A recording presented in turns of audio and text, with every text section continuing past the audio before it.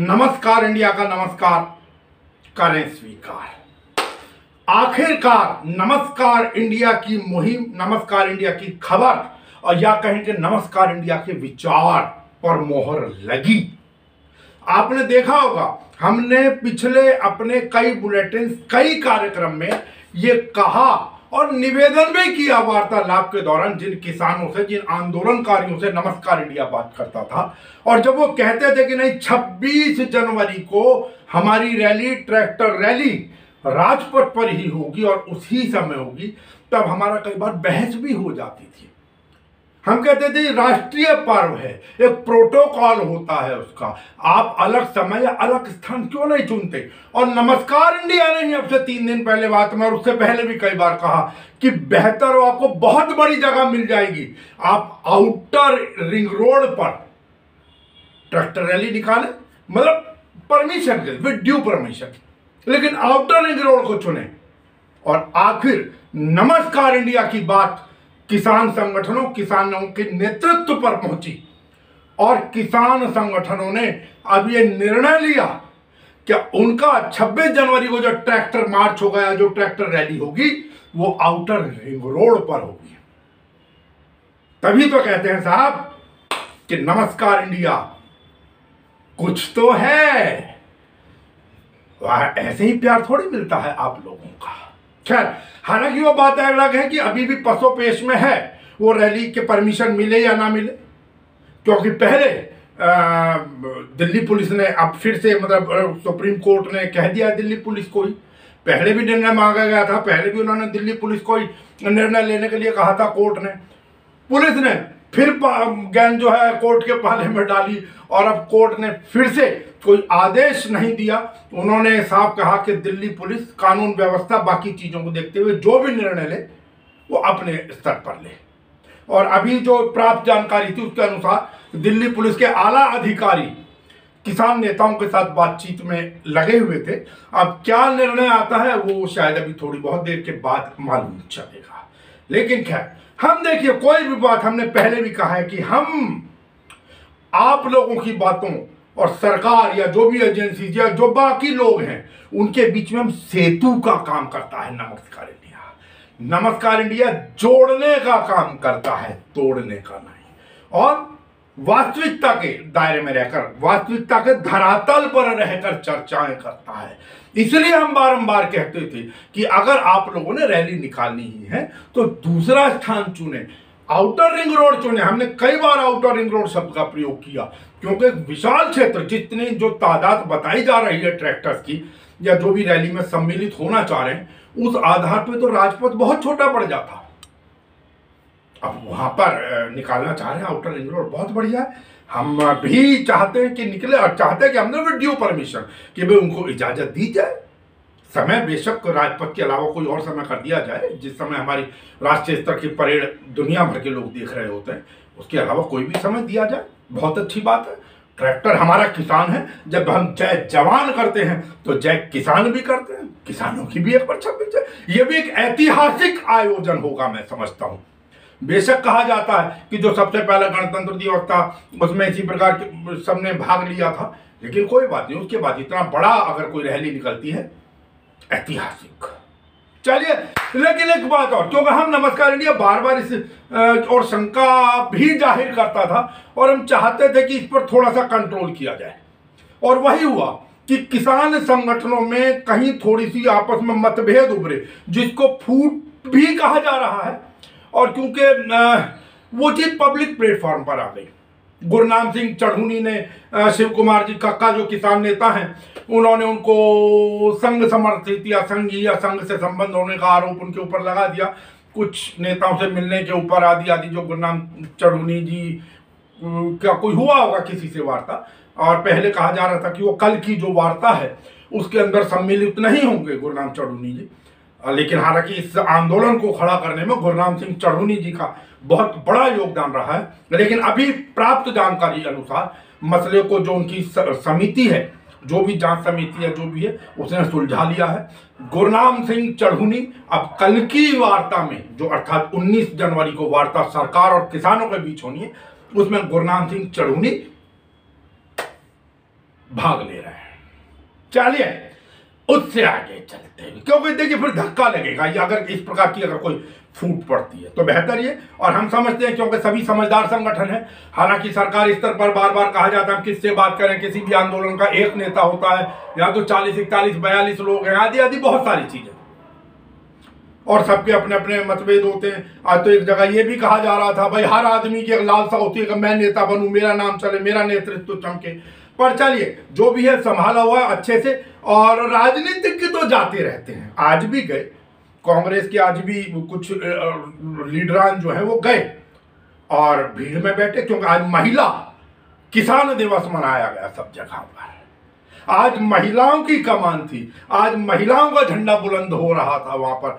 आज का पूरा किसान आंदोलन महिलाओं को समर्पित था। खैर बाकी कांग्रेस ने अपने स्तर पर जहां भी प्रदर्शन किया वो लोग तो पहले भी कर चुके हैं। आज वैसे कांग्रेस का जो प्रदर्शन रहा वो उसके ऊपर रहा जो अर्नब गोस्वामी, क्योंकि सदैव से चर्चा में रहते हैं किसी ना किसी बहाने अपनी भाषा या अपनी हरकतों के कारण।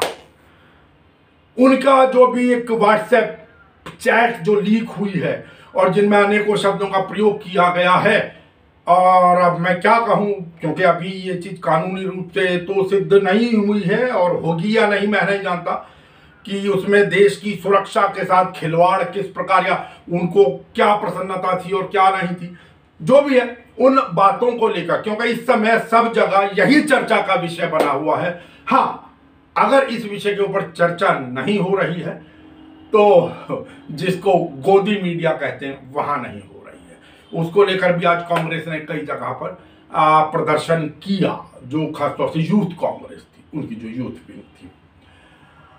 अब इससे आगे की अगर मैं चर्चा किया, हमने जो कहा था, हाँ, नमस्कार इंडिया की टीम गाजीपुर बॉर्डर भी गई और हमारा प्रयास तो होता कि हम आपकी बातों को, आपके विचारों को और लोगों तक पहुंचाएं, हम प्लेटफॉर्म देते हैं। पहले खैर चलिए कोई बात नहीं है, और हम एक चीज बहुत स्पष्ट कर दें, मैं ये नहीं कहता कि हम जिनसे बात कर रहे हैं वो बहुत बड़े कोई अर्थशास्त्री होते हैं या कोई बहुत ज्यादा कानूनविद होते हैं। उनके अपने अपने विचार होते हैं, कई बार उनका उस अर्थशास्त्र से या तर्कशास्त्र से या कानून से या कानूनी शास्त्र से कोई लेना देना नहीं होता। हम भी समझते हैं उन चीजों को, क्योंकि आप बहुत ज्यादा अगर हम अर्थशास्त्र को लेकर या कानून को लेकर बहस करने लगे तो दूसरी जगह मुद्दा चला जाता। फिलहाल उन लोगों की जो भावनाएं हैं या जो भी उनकी विचारधारा है, नमस्कार इंडिया उसको आपके पास तक पहुंचाता है। हाँ, उस विचारधारा में अपशब्द नहीं होने चाहिए, राष्ट्रद्रोह नहीं झलकना चाहिए। बाकी तो आप देखते हैं समय सब जो जैसा भी बोल रहा है। खैर चलिए, सबसे पहले आप ये बात सुना है। आज कहते हैं शनै शनै चलते हुए कहीं ना कहीं कुल मिलाकर 54 दिन हो गए किसान आंदोलन चलते हुए। बौछारें खाई, आंसू गैस के गोले झेले, 1-1 डिग्री का तापमान झेला, कड़कती बारिश भी झेली, लेकिन बात वही, गतिरोध वहीं का वहीं। सरकार कहती है कि किसान हट पर हैं और किसान कहते हैं कि सरकार हट पर है। गतिरोध वैसा ही बना हुआ है, उससे भी आगे बढ़ के अब एक और चीज़, जो किसानों का समर्थन कर रहे थे उन लोगों को NIA का नोटिस भी, पंजाबी फिल्मों के कलाकार आदि लोग और जो किसान नेता हैं वो भी रहे, किसी प्रकार के संशोधन के लिए तैयार नहीं है। सरकार कानूनों को रद्द करने के लिए तैयार नहीं है, आप संशोधन के लिए तैयार नहीं है। कोई रास्ता, फिर तो कैसे सब ऐसे बैठे रहेंगे आमने सामने? नहीं, देखो रास्ता तो बातचीत, और मैं इसलिए कह रहा हूँ बातचीत की बात, मैं आपकी एक बात रोक रहा हूँ, क्योंकि अभी भी अब से कुछ देर पहले नरेंद्र तोमर जी ने प्रेस कॉन्फ्रेंस करके फिर स्पष्ट कर दिया है कि आप जो बातें कहें सब पर चर्चा की जा सकती है, संशोधन किए जा सकते हैं, लेकिन बिल रद्द नहीं होंगे।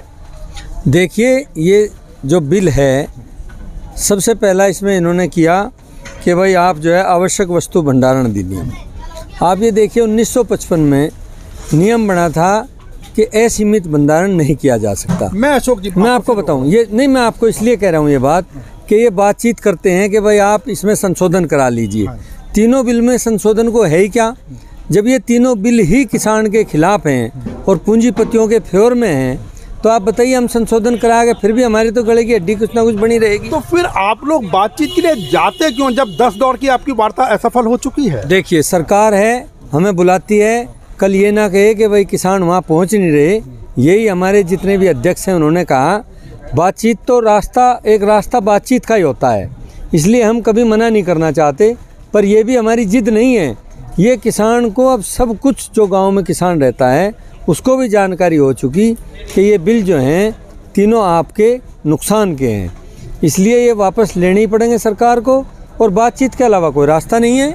साहब आप कह रहे हैं कि जो है किसान के नुकसान के हैं। अभी भी प्रेस कॉन्फ्रेंस में मंत्री जी ने स्पष्ट किया कि ज़्यादातर किसान समझ चुके हैं कि ये बिल किसानों के लाभ के हैं, कुछ ही किसान अड़े हुए हैं इसके ऊपर। मंत्री जी किसानों को उनको बुला के ये पूछ लें क्या वे एमएसपी पे कानून नहीं चाहते, क्या मिनिमम प्राइस पे अपनी फसल बेचना चाहते हैं। ये स्थिति उत्तर प्रदेश के जितने भी गन्ना मिल हैं उससे समझ लें किसान। ये प्राइवेट मिल जो हैं ये एक तरह की कंपनियां ही हैं जो हमारे सिर पे बैठी हुई हैं। लंबे समय से हम देखते हैं कि सुप्रीम कोर्ट के आदेश का भी पालन नहीं किया जा रहा, जबकि सेंट्रल गवर्नमेंट को और स्टेट गवर्नमेंट को 14 दिन का जो सुप्रीम कोर्ट का आदेश है उसको पालन कराना था। आप ये देखिए कि इन्होंने भंडारण की व्यवस्था को 1955 के बाद समाप्त कर दिया 2020 में। आप मुझे बताइए एक ही आदमी को अगर 10,000 टन सरसों चाहिए, वो पूरी सरसों खरीद के भंडारण कर लेगा, जब किसान की सरसों आएगी उसको मार्केट में उतार देगा, इसके बावजूद किसान क्या करेगा। और अगर मार्केट में भी नहीं उतारता, 2 साल की वो इकट्ठी कर लेता है, 3 साल की कर लेता है, इसके बावजूद सरसों का तेल कहाँ पहुँच जाएगा। आप ये बताइए मुझे। बाटा के रेट फिक्स हैं, चुत्ते के बालूजा के फिक्स हैं, आप शर्ट खरीदते हो उसके फिक्स हैं, किसान के रेट फिक्स करने में क्या दिक्कत जा रही। हम तो मिनिमम प्राइस मांग रहे हैं।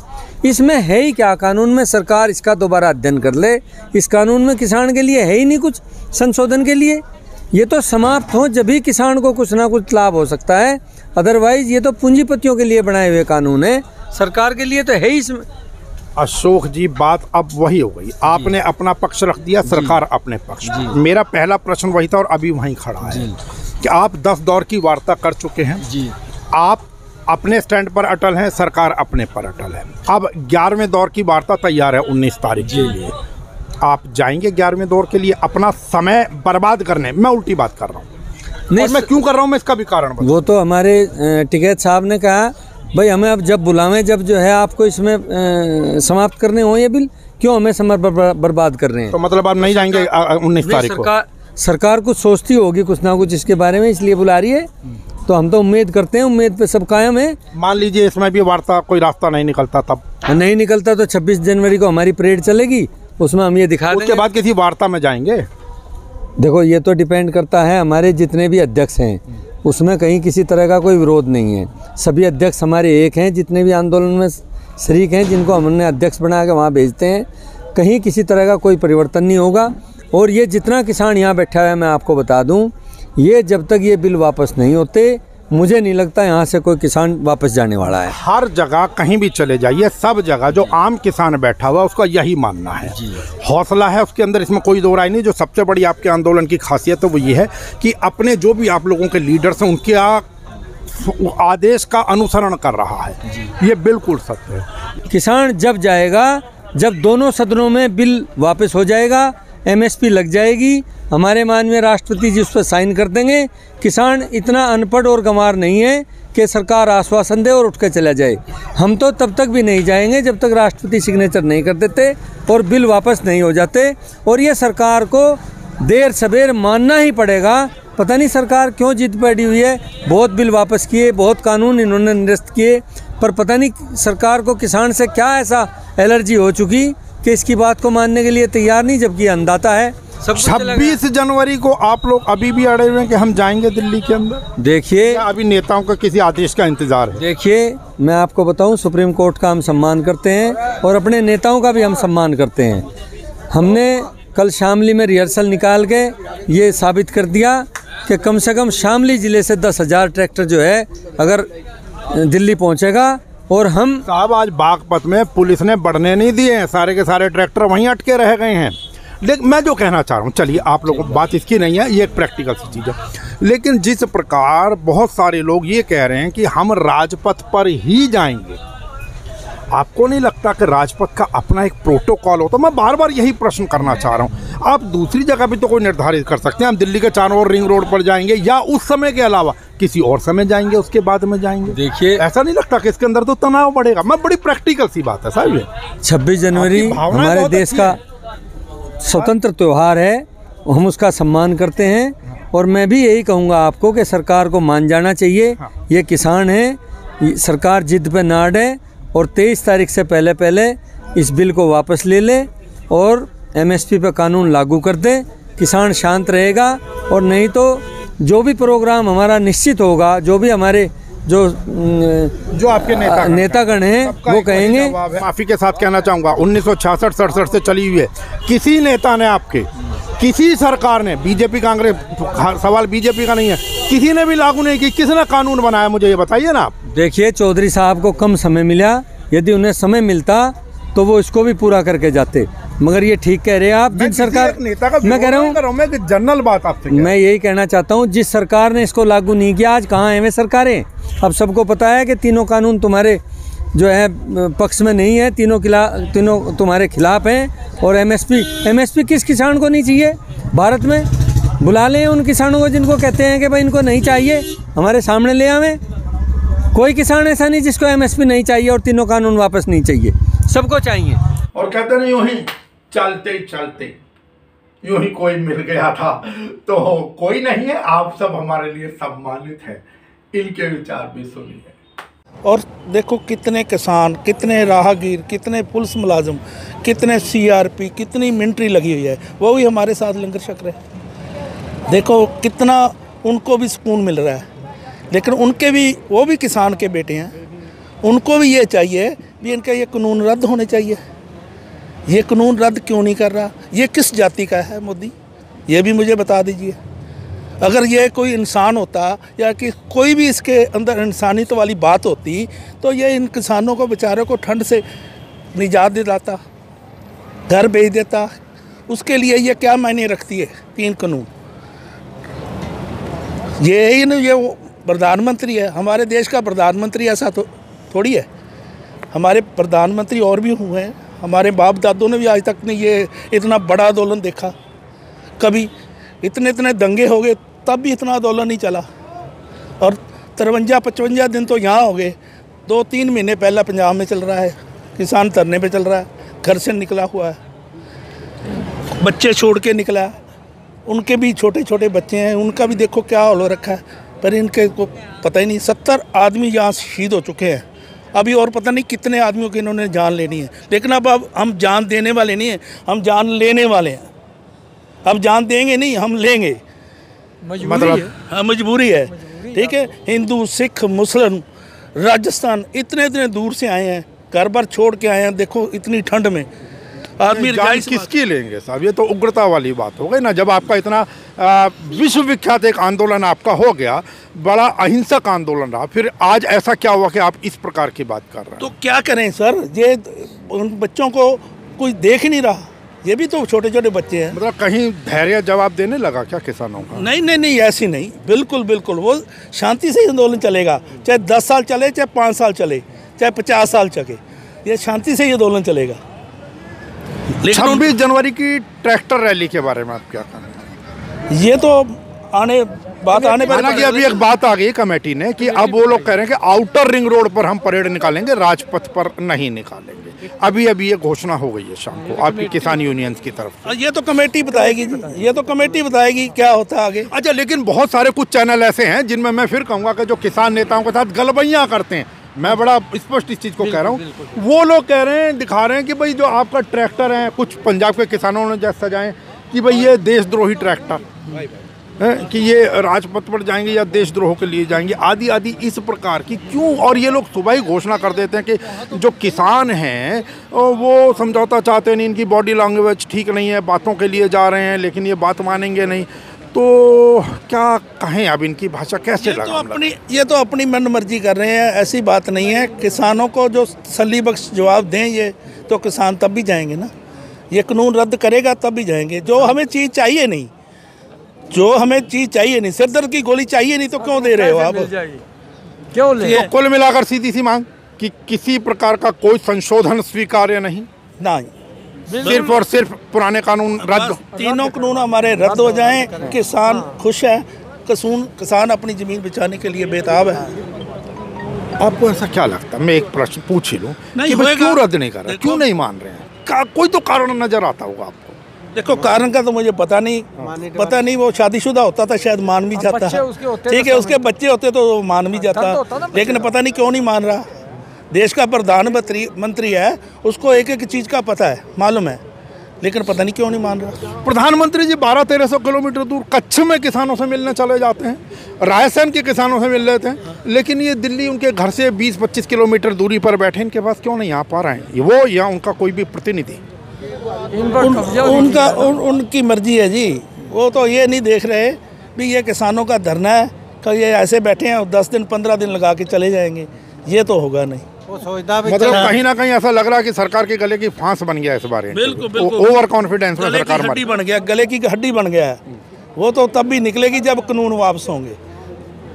Okay, thank you sir. तो कुल मिलाकर बात भाई, आप किसी से भी बात कर लीजिए, किसी भी बॉर्डर पर बात कर लीजिए, भारत के किसी भी क्षेत्र में बात कर लीजिए, बात एक ही, झूठ सच हो गया, वो ये पुराने कानून रद्द हो और एमएसपी के ऊपर कानून बने, इससे नीचे कोई कुछ मानने को तैयार नहीं। अब ये निर्णय सरकार ने लेना है कि भाई उन्हें उनकी बात माननी है तो कब माननी है, और अगर नहीं माननी है तो इसमें कहीं कोई दो राय नहीं है।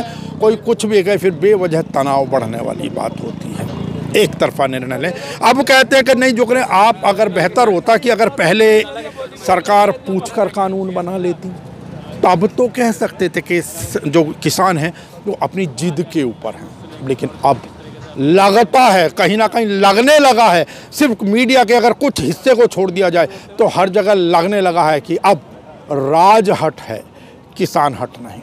मैं कुलदीप भारद्वाज, नमस्कार इंडिया के लिए गाजीपुर बॉर्डर, अपने वीडियो जर्नलिस्ट मुस्तफ़ा आलम के साथ। खैर, तो एक जो सबसे बड़ा दुख का विषय हो रहा है वो ये है कि या चर्चाओं में भी है, अगर गोदी मीडिया शब्द को छोड़ दिया जाए तो, वो ये है कि NIA जो हमारी राष्ट्रीय जांच एजेंसी है, उसने लगभग 50 लोगों को, जो किसान या आड़ती या किसान आंदोलन समर्थक, उन लोगों को नोटिस भेजा। और NIA आप समझते राष्ट्रीय सुरक्षा से जुड़े मुद्दों के ऊपर जांच की जाती है। अब पता नहीं उनको कोई फॉरेन फंडिंग नजर आ रही है या क्या है, लेकिन कुल मिलाकर इसको आंदोलन को प्रभावित करने की, आंदोलन में सहयोग देने वाले लोगों को डराने धमकाने की कोशिश के तहत देखा जा रहा है। यहां तक कि दीप संधू नाम के पंजाबी फिल्मी कलाकार को भी NIA ने पेश होने का समन जारी किया। समझ नहीं आ रहा है कि बात यह है कि बेहतर होता, अनेकों लोगों का कहना है कि जो अर्नब गोस्वामी की जो व्हाट्सएप चैट लीक हुई है, बेहतर होता कि उसको कोई नोटिस भेज दिया जाता, लेकिन वहां ना भेज के आंदोलन। देखिए, इस प्रकार की चीजें करके आंदोलन को में पहले तो लांछन लगाए जाते हैं, फिर इस प्रकार के, एक तरफ हम बात कर रहे हैं किसानों से, किसान संगठनों से, और दूसरी तरफ एक तरफ राजनाथ सिंह भी कह रहे हैं कि नहीं जी, कोई हमारे सब देश प्रेमी या कोई हमारा किसान वो खालिस्तानी या विदेशी ताकतों के प्रभाव में नहीं है। दूसरी तरफ आप NIA से नोटिस भेजा जा रहा है, तो फिर क्या विचारधारा कहा जाए? तो NIA जो राष्ट्रीय सुरक्षा एजेंसी है, जांच एजेंसी है, जो अमूमन विदेश से या देश विरोधी चीज़ों की जांच करती है, उसने नोटिस भेजा जिसमें एक पंजाबी फिल्मों का हीरो भी है, या किसान नेता हैं जो किसानों को सपोर्ट कर रहे हैं। इसका मतलब आपको तो सरकार की एजेंसी की नज़रों के अंदर कहीं ना कहीं जो वो कहते आ रहे थे कि आप देशद्रोही हैं, आप आतंकी हैं, आपसे मतलब उन्होंने सबके लिए नहीं कहा, कुछ लोगों के लिए कहा है। तो इसका मतलब तो कहीं ना कहीं सरकार आपको उस नज़रिए से देख रही है, कम या ज़्यादा, और ये तो सरकारी स्तर पर है। देखिए, ये सरकार का फेलियर है। सरकार 54 दिन के बाद भी ना तो कहीं टेररिज्म देख पाई, ना यहाँ है, ये सब किसान हैं, किसान के बच्चे हैं, हमारे बुजुर्ग हैं। सरकार इसमें फेलियर है। अगर इसको इस तरह की कोई सरकार पकड़ती क्यों नहीं, मुझे समझ में नहीं आया। इतने दिन हो गए आंदोलन करते हुए, ये तो आई भी इंटेलिजेंस उसका काम है। मुझे तो लगता नहीं आज तक हमारे पास, आप भी मीडिया घूम रहे हो यहाँ, आपको कोई मिला हो उग्रवादी?